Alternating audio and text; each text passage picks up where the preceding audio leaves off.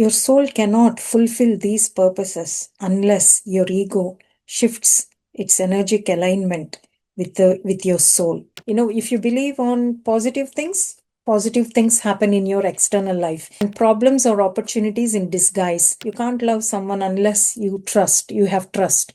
You can't have trust where there is fear.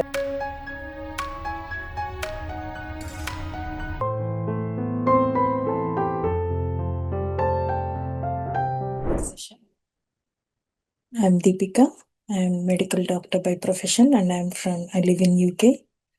And today I'm going to present some information from a book called What My Soul Told Me.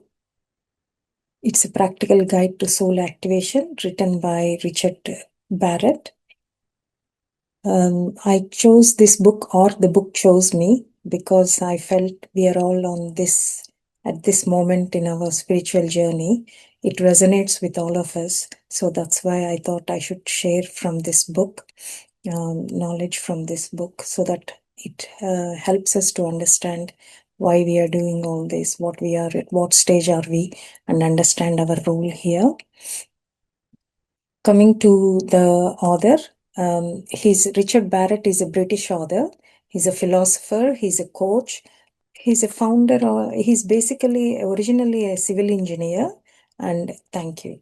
And because of his calling, he's changed to this his profession, or his ideas or whatever. He's become a coach, a consultant. He's become a founder and chairman of Barrett Value Center, and he's a very recognized thought leader, worked with the United Nations, and he's author on numerous books which are based on values, consciousness, leadership in business and society. He's written at least 14 books in the span of from 2006 to 24. And this is one of his book, which was published in 2012. And he mentions in this book that suddenly in the middle of the night, he woke up and his soul gave the name of this book. That's how he's written this book, which is over a period of most of his life, 40 years of his life. And he's written in 13 chapters in 2 parts. Basically, the first few chapters, he explains what exactly the soul, the consciousness, and how we develop our consciousness, which level are we, etc. and all. And in the second part, actually, he gives us the strategies or the insights to activate our soul to lead a fulfilled life. He says that without the soul, we are not here. The soul chooses our body as a vehicle to incarnate, to explore earth, or to come here to earth with a purpose, which is mainly to support the evolution of consciousness here on earth. So your soul has a plan for your life.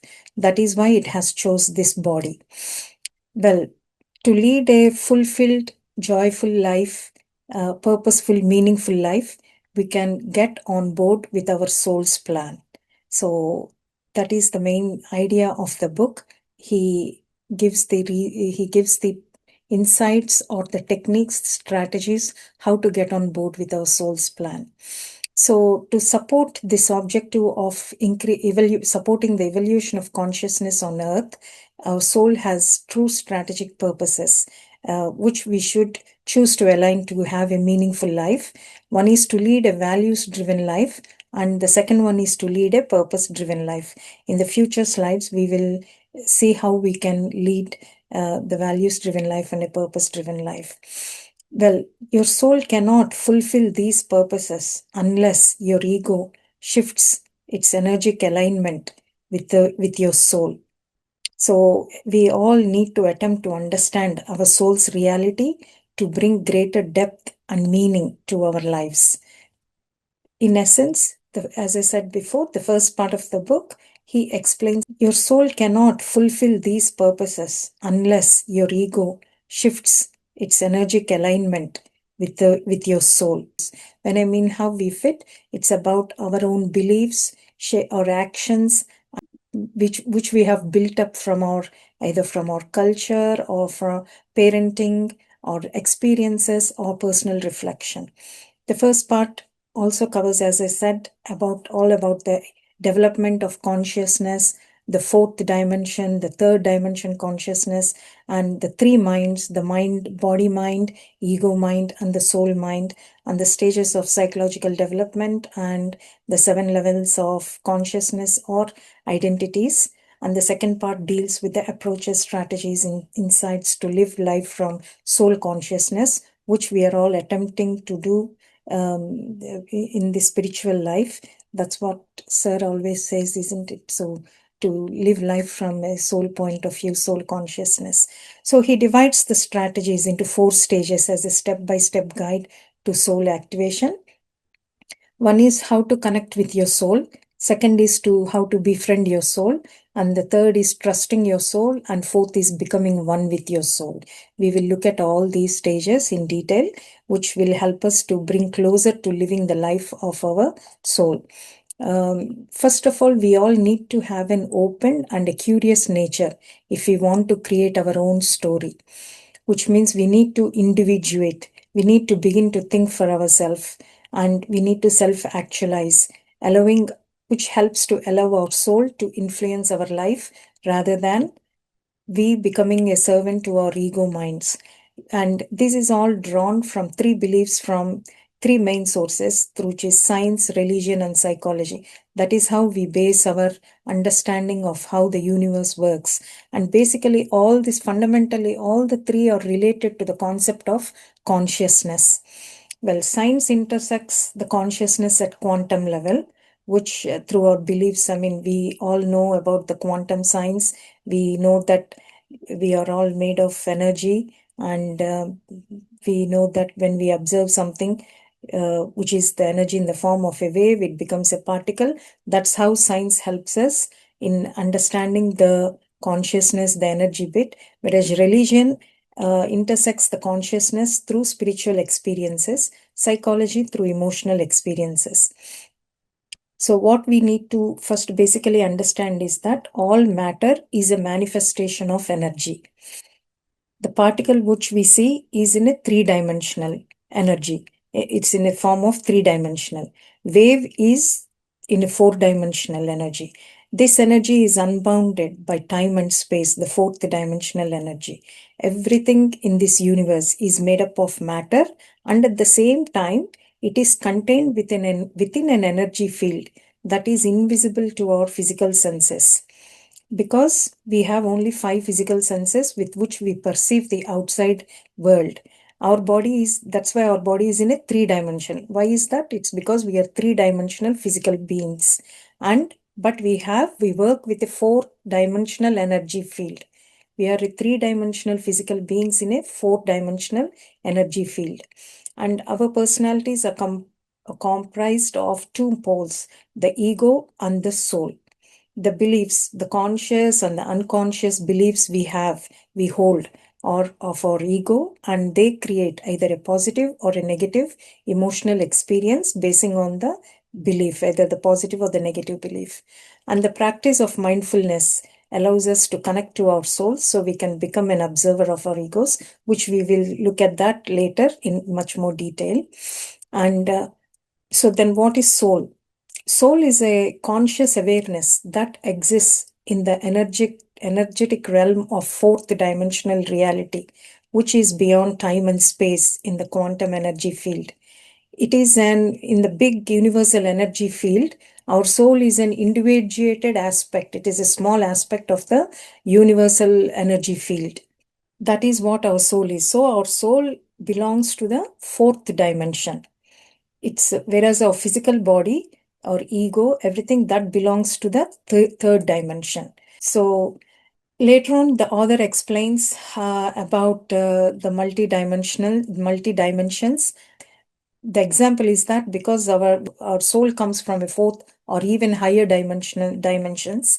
So he describes an exercise, a 5-finger exercise to understand the 4th-dimension.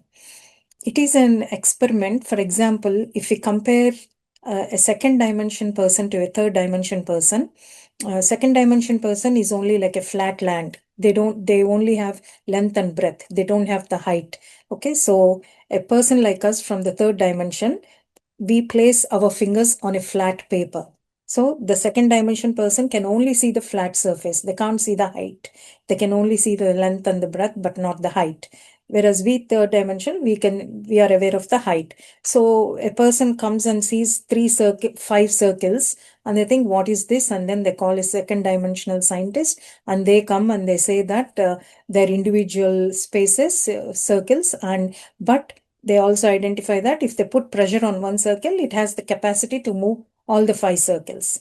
So, and few other scientists, they present, they come, they do, and they all come to the same conclusion, and they present it in their meetings or whatever, in their seminars and all. So that is the conclusion they had. But in reality, all the five fingers are connected to the hand. They're all connected. And the hand is part of a big human system, our human body. That is the reality, isn't it? That is our third dimension reality, which the second dimension reality cannot understand. It's the same thing with the third dimension and a fourth dimension. That is why Sir always says, with your small mind, you cannot analyze the bigger aspect of the universe, So this is the example. And the other example is, like, for example, if you have a comb, if you cover the top half of the comb, you can only see the individual separate comb, the whatever it has got, the comb, But in reality, if you remove the hand, they're all connected at the top. But if you close the hand, you see as if they're individually hanging. The comb teeth are individually hanging, and as if they have no connection with anything. But if you remove the hand, they're all connected at the top. It's the same thing. We are also connected. That's why whatever happens, nothing is like a coincidence. Everything happens for a reason. So everything is connected in different worlds, in different dimensions, in different energy fields. So that is the understanding we need to have, a basic understanding. And to feel connected to the reality of our souls, we need to understand ourselves as energy beings, and we need to be aware and constantly be in touch with our emotions and feelings to be connected to our soul. And we need a shift from our ego consciousness to soul consciousness to let go of low frequency fear based emotions. We will discuss that as well in the later ones in much more detail. And we human beings have three minds. One is the body mind, the other is an ego mind, and a soul mind. We need the body mind. When the soul has incarnated with the physical body, it comes with a will to survive. And the atoms and cells, what we are made up of, they also have the will to survive. That is the body mind. The body mind, it maintains our internal stability. It gives the will to survive. It protects us physically. The ego mind, it interacts with the outer, with the physical, cultural, and environmental. It interacts with all these outside things. So it maintains an external equilibrium. When I mean physical, cultural, and social, and everything, it's like that's where the ego comes, to protect us from any dangers, from any of these. That's how it maintains the external equilibrium. And the soul mind, it influences our lives after we have individuated and self-actualized. When we have initiated our soul activation, the soul runs our lives. So that's where we need to focus on your living at a soul level. The next one is, we all grow, evolve psychologically in 7 stages. The first 3 represent the growth and development of ego to keep your body safe and secure. It's almost, I feel that this is the connection to the chakra system as well, what we have. First, when we are born, we first have to be in a we are in a survival mode.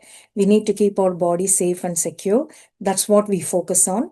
Then slowly we develop, we tend to feel, have emotions, connect with others, have relationships with others, and then we develop conscious and subconscious fears to satisfy the relationship and to satisfy our own self-esteem needs. And we are dependent on others to satisfy these needs. And when I mean these needs, to make sure that we are not deficient. This is where the fears develop, feeling that we have some deficiency in these, in relationships or in our self-esteem and all. So the next stage, the fourth stage, is then the ego begins to manage and overcome its deficiency needs so that it becomes viable and independent. And the last three stages, that's where our soul activation starts to begin. That's where our ego begins to align with the soul through leading a values driven life and a purpose driven life. When I mean values driven life, slowly here we let go of our ego based decisions, ego based beliefs, and we slowly embrace our soul based decisions. And the purpose driven life here, you might be well established and everything in your work and all. Then slowly there is a shift. You will notice a shift in yourself. You're bored with your work and you feel that your life has become dull and all. And then you'll slowly shift into your different interests, and then you'll identify what your purpose is here. And then when you indulge in that purpose, in that activity, then gives you a bit of fulfillment. It gives you joy.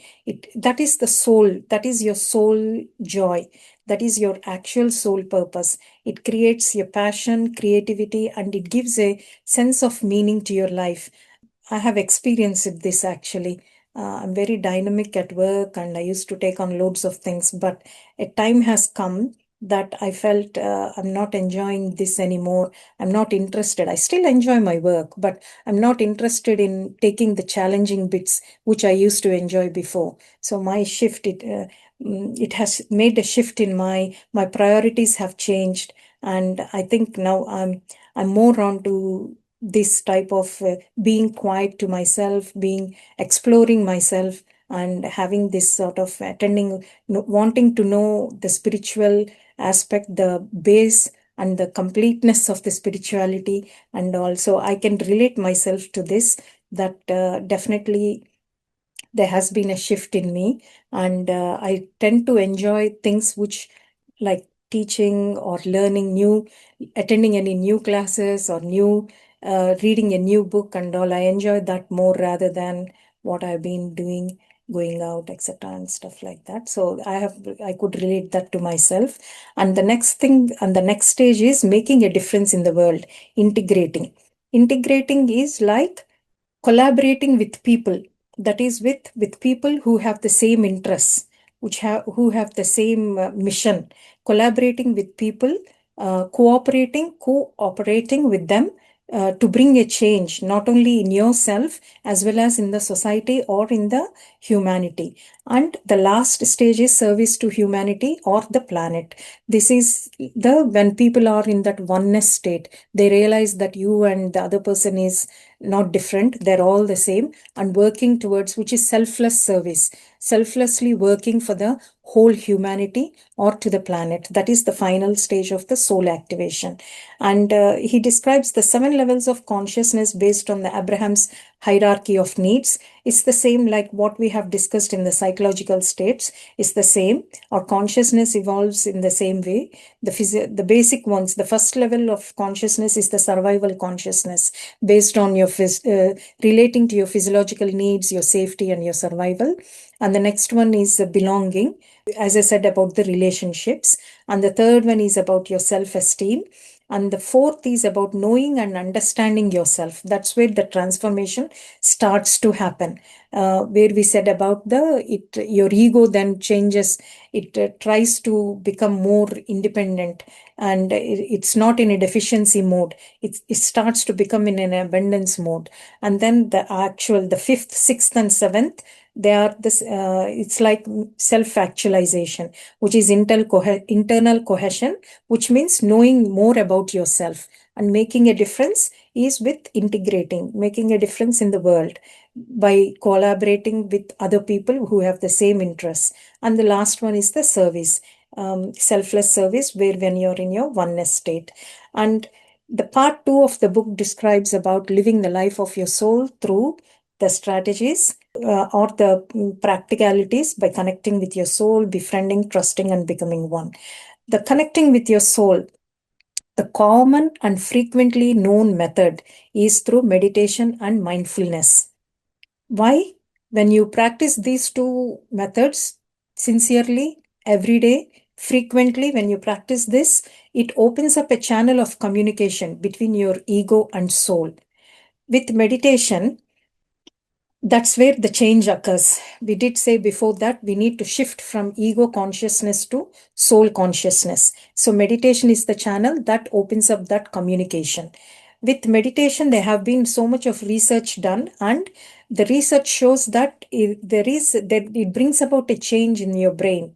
The brain becomes thicker in two areas, in two parts of your brain. One is the prefrontal cortex, which is on the front, which is the neocortex, which is the one that differentiates the human beings with other creatures on this planet, where there is logical thinking and decision making, etc. So you become more self-aware with thickening of your brain.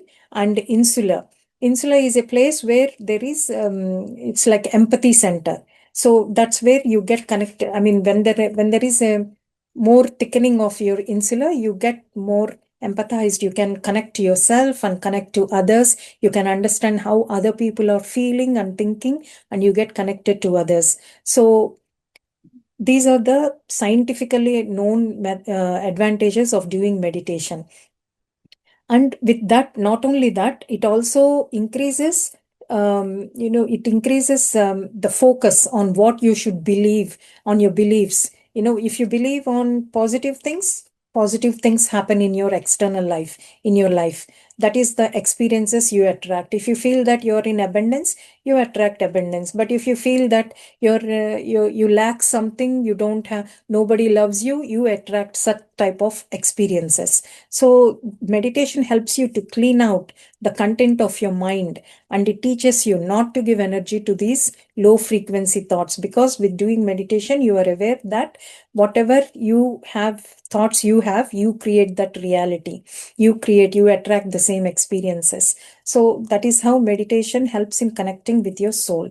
Where mindfulness is a center of awareness, where you are able to observe your thoughts.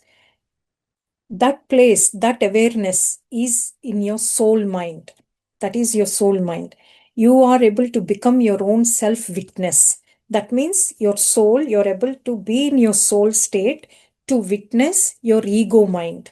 So that is the place of a pure being. That is mindfulness. He's given a few explanations or a few techniques how to come out of the subconscious fears we hold, because fear is the base. Fear, that is the main reason for all these. Fear is a low vibration. It is a very low frequency. So that is the base for all the negative beliefs that we hold in our subconscious minds. And he's given techniques how to come out of those without fear, because love is in the higher frequency, fear is in the lower frequency. The bridge between fear, the lower and the higher frequencies, is a trust. Trust is in the middle, it's in the bridge. So if you can't love unless there is trust, isn't it? You can't love someone unless you have trust. You can't have trust where there is fear.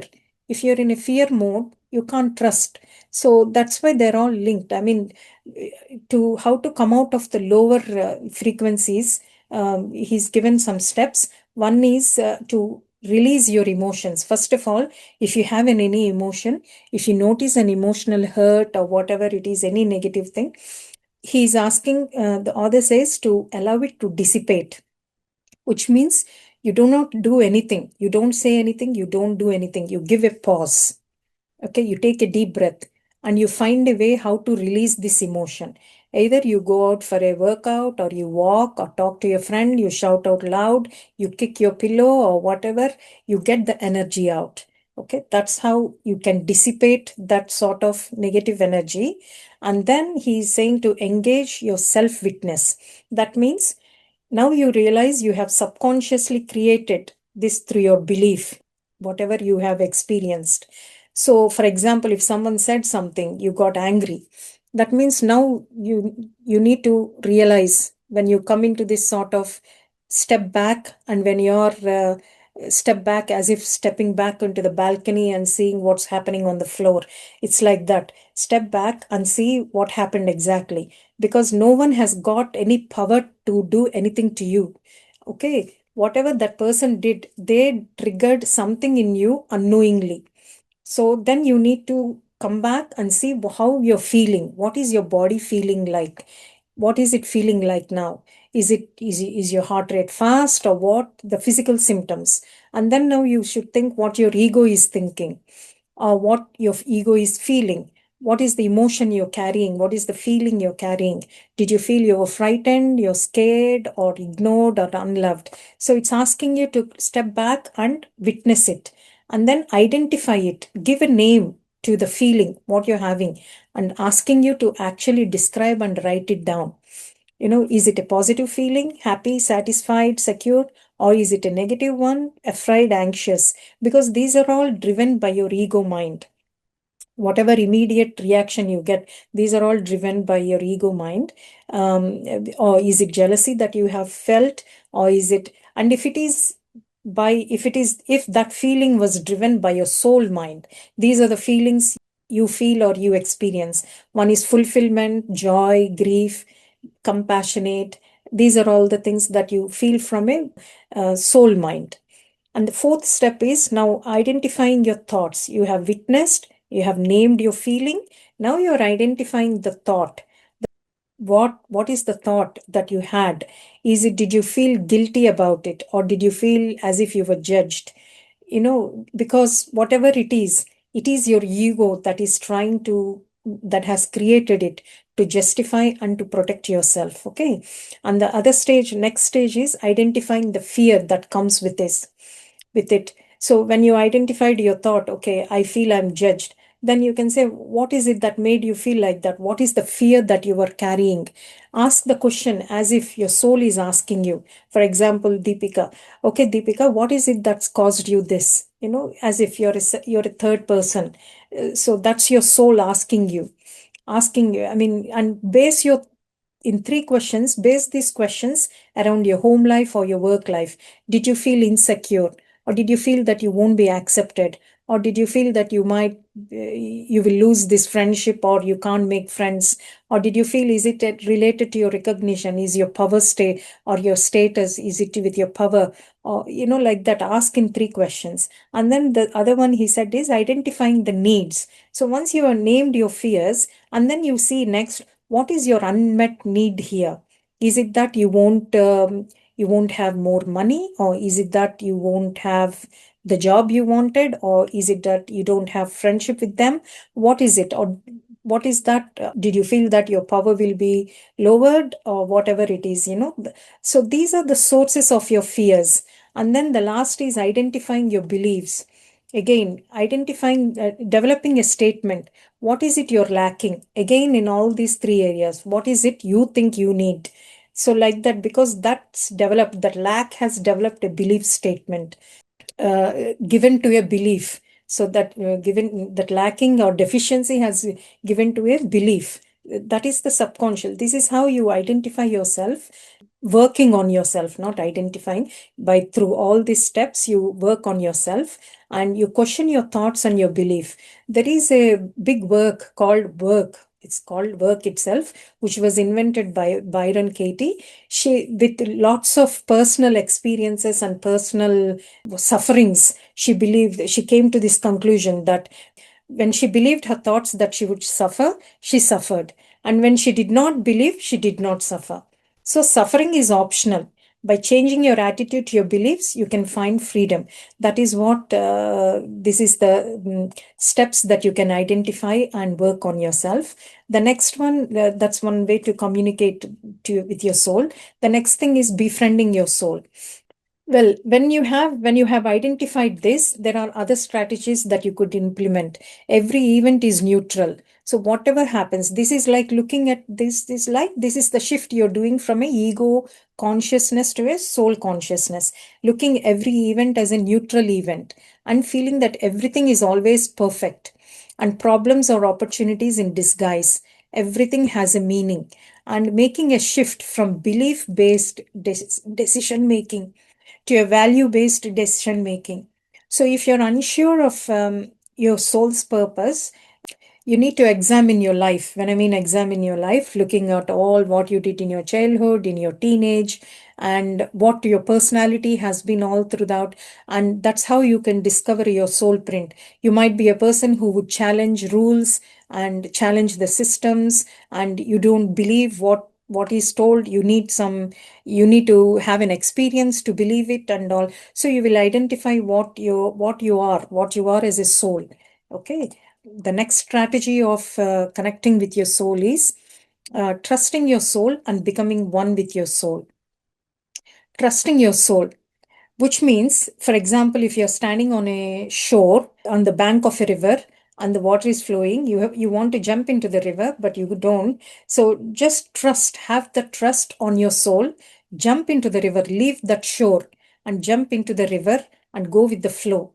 Okay, that's number one. And letting go of ego's attachments to specific outcomes. For example, you have achieved something, you have become a leader, or you have become this or that. So don't leave that attachments to that specific outcomes. Take everything as a neutral event.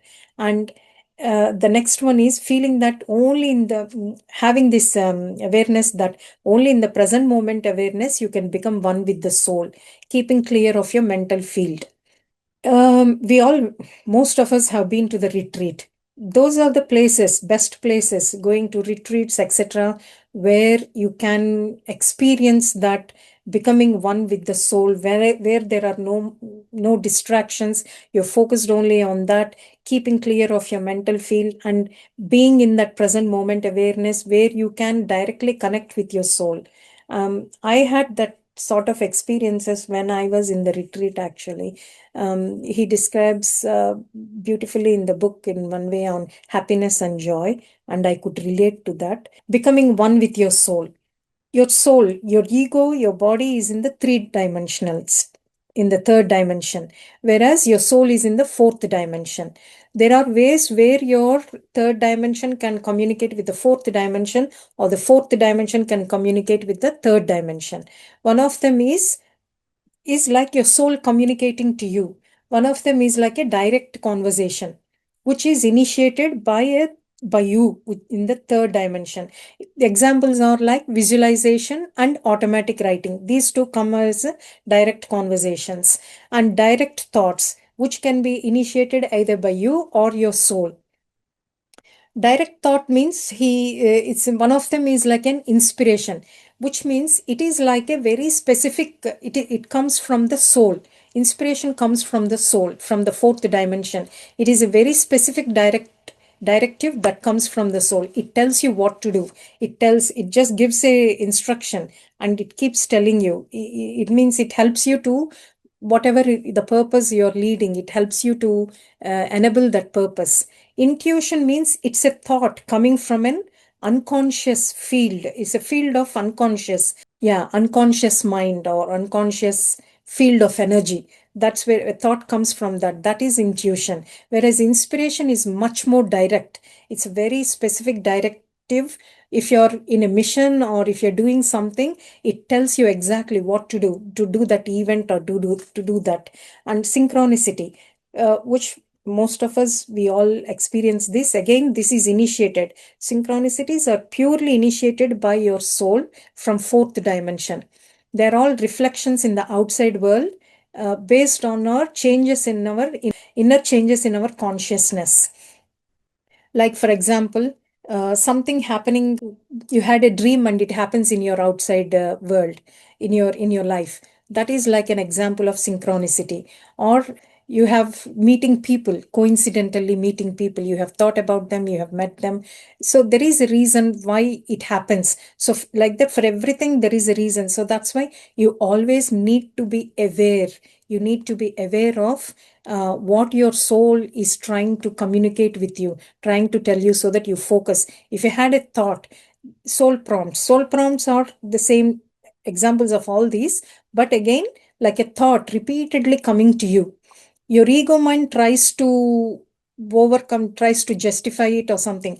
But your soul mind again comes and it tries to justify why you're having that thought, repeated thoughts, So like that, you need to be, when you're clear of your mental field, you will be able to, when your mental field is is silent, then you can able to hear or get hold of the prompts that you get. So be aware of what you're getting, the thoughts and everything that you need to act on. So they're all your soul prompts actually. So to live the life of your soul, you must learn to keep your conscious mind fully focused in present moment awareness. That is the bottom line. Okay. Thank you very much for listening to me. But if anyone has any questions, you can ask. Yeah, I have one question on when you spoke about the dimensions, I heard about third and fourth and fifth, but I never heard about the second dimension. Could you please Yeah. explain me again what exactly the second dimension meant, where you said that they have only limited things? Yes. Yeah. Well, the other, I mean, it's not to mention about specifically about second dimension. For us to understand third dimension to higher dimensions, he gave an example of a second dimension person to a third dimension person so that we can understand. Because we haven't seen fourth dimension, have we? We only know about third dimension. So if he tells about a person in a fourth dimension, we won't understand what the fourth dimension looks like. So he gave an example of a second dimension. Whereas in 3D, we know length, width, and we know the height. We know the height concept. Whereas a second dimension person, they don't have the height dimension. They only know everything is flat. They don't know Ah, that the mountain can be high and things like that. They can only see oh. flat things. Okay, understood. That's what I was wondering because we read about fourth dimensions, we read about fifth dimension. Yeah, we Then I don't can need to know understand. about the second. We don't Yeah, need to know about it. It's only yeah, to but for the give comparison, an understanding. yes, Yes. exactly. For the comparison and to understand Yes. how Yeah. the souls are evolving from the second dimension to the third. And as we are in third, like when we are lost by the fears and everything, then we transfer ourselves to the fourth and then finally go Yes. to the fifth and so on. Yeah, Yes. that's wonderful. And then also there's another question on soul. You mentioned that the soul has this conscious understanding. It's one of the slides, I think, Mm-hmm. that the soul is always guiding us. Yeah. Sometimes we don't listen to that guiding, Mm. or we are connected, actually, we are connected with our souls. But when the soul is trying to tell you something, we are not able to listen to that. How do we do it? Yeah, there is one tool called my meditation, and there's one tool like of silence Mindfulness. and yeah, Yeah. mindfulness and silence. Mm. What is Mm. the best way to hear that? Can you also explain that? There is no one best way. The both are say based on the same thing, meditation and mindfulness. And Okay. to listen, see what he says is that your mind should be very clear. It shouldn't have all this, all that drama going Thoughts on and in your everything. mind. Okay, understood. So to keep ourselves calm and thoughtless state, then we can hear that. Okay. Are there any other ways That to means you listen? will be connected when you are practicing both meditation and mindfulness frequently. Then there is a connection. There is a connection that happens between your ego and your soul. That a connection builds between your third dimension to the fourth dimension. Ah, okay, understood. God, wonderful. Thank you so much. It was a You're detailed welcome. presentation, though. Deepika, ma'am, it's a wonderful presentation. Definitely a lot of information from your slides. One question I have is about the dimensions as well. Mhm. So you say obviously we're all in the three-dimensional world, and Yeah. but the soul is in the fourth dimension. Mhm. But we also hear about the higher dimensions, like fifth dimension. We know it. Mm, Some books talk about, the earth is going to the fifth dimension, and mm, mm. fourth dimension is really about the time sensitive, whereas third dimension, as you mentioned, length, width and height. Fourth Yeah. dimension is the time sense, and fifth dimension is beyond the time and beyond this all these Yes, exactly. geographical measurements. So my question is, how can you define, how did this book define soul belongs to a fourth dimension, but not to higher dimensions? No, it didn't say that it doesn't belong to higher dimensions. Just to be, I think, just to make it easy, they said it belongs to a higher dimension other than 3D. It could be 4D, it could be 5D, it depends on the soul, where the soul is, the level of the soul. The soul could be from a higher dimension as well. It could be from sixth dimension, eighth dimension as well. It depends on where we are in our soul evolution. So what it meant to say is that it's not only specifying just 4D, it meant to say soul comes from a higher dimension, not from 3D. It comes from a higher universal, it comes from a different energy field. Whereas we are physically in a limited energy field where we only perceive with our physical senses. So soul meant, what he meant is just to meant to say higher than third. So he's referring to 4D.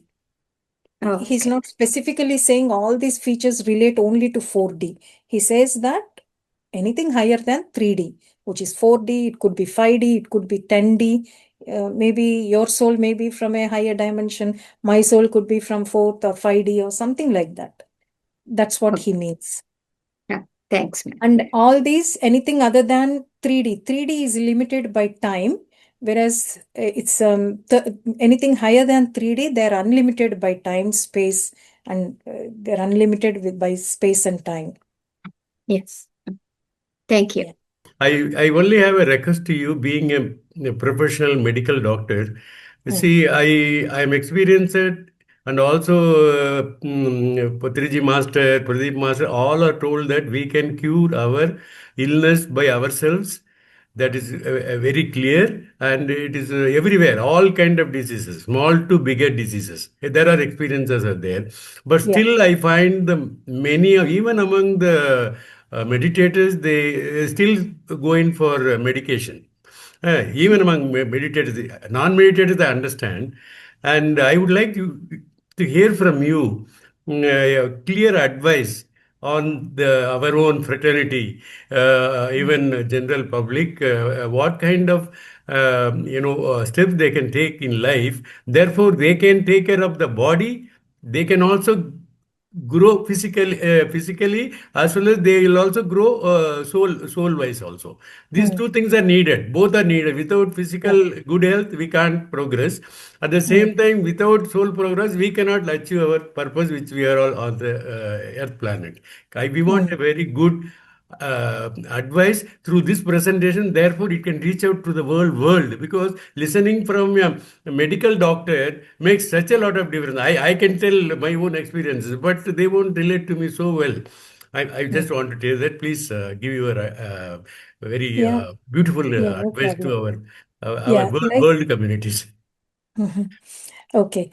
Yes, I mean, as I said, there is a body mind, there is a ego mind, and there is a soul mind.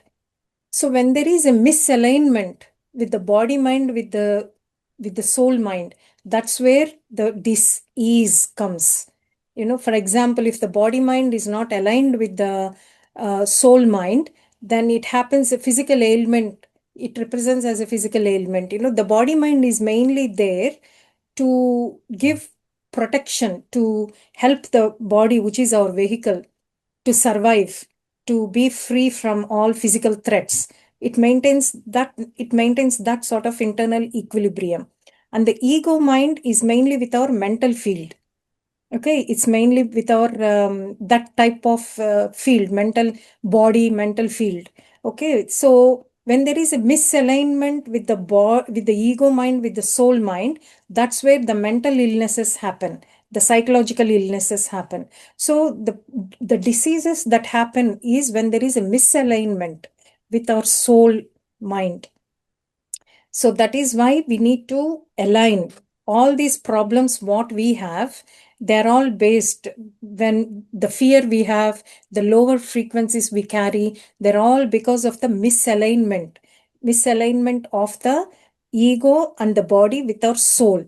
That's why we need to make efforts to have that alignment. with our soul.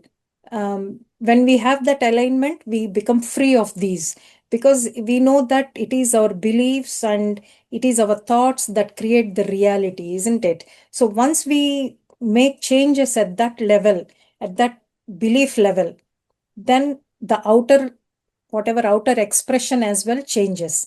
The outer reality as well changes.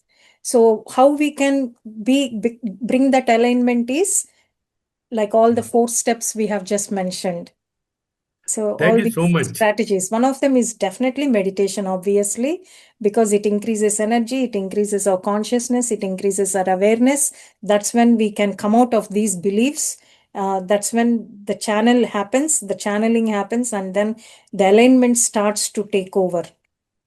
Actually, he has described very beautifully, in depth. Every page is very knowledgeable. Thank you, Dr. Deepika. It's a wonderful explanations.